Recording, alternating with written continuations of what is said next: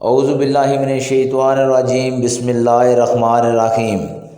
رسول اللہ صلی اللہ علیہ وآلہ وسلم نے فرمایا، جب ایک بندہ مسلمان ہو جائے اور اس کا اسلام عمدہ ہو، یقین اور خلوص کے ساتھ ہو، تو اللہ اس کے گناہ کو جو اس نے اس اسلام لانے سے پہلے کیا معاف فرما دیتا ہے، اور اب اس کے بعد کے لیے بدلہ شروع ہو جاتا ہے، یعنی ایک نیکی کے عوض 10 گناہ سے لے کر 700 گناہ تک ثواب، اور ایک برائی کا اسی برائی کے مطابق بدلہ دیا جاتا ہے، مگر یہ کہ اللہ تعالیٰ اس برائی سے بھی درگزر کرے اور اسے بھی معاف فرما دے، یہ بھی اس کے لیے آسان ہے۔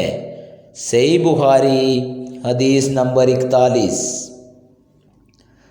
رسول اللہ صلی اللہ علیہ وآلہ وسلم نے فرمایا کہ تم میں سے کوئی شخص جب اپنے اسلام کو عمدہ بنائے، یعنی نفاق اور ریا سے پاک کر لے، تو ہر نیک کام جو وہ کرتا ہے اس کے عوض 10 سے لے کر 700 گناہ تک نیکیاں لکھی جاتی ہیں، اور ہر برا کام جو کرتا ہے تو وہ اتنا ہی لکھا جاتا ہے جتنا کہ اس نے کیا ہے۔ صحیح بخاری حدیث نمبر 42۔ ایک بار رسول اللہ صلی اللہ علیہ وآلہ وسلم حضرت عائشہ رضی اللہ تعالیٰ عنہا کے پاس گئے۔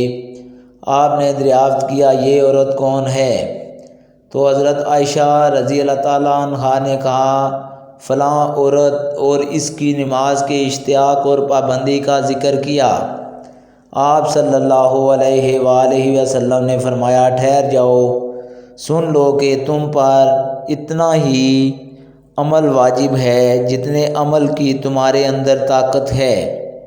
خدا کی قسم، ثواب دینے سے اللہ نہیں اکتاتا، مگر تم عمل کرتے کرتے اکتا جاؤ گے، اور اللہ کو دین کا وہی عمل زیادہ پسند ہے جس کی ہمیشہ پابندی کی جا سکے، ہر انسان بغیر اکتائے اسے انجام دے۔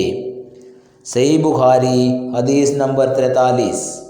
آج کی ویڈیو دوستو اتنی، اگلی ویڈیو میں آپ لوگوں سے ملاقات ہوگی، تب تک کے لیے اجازت دیجیے، اللہ حافظ۔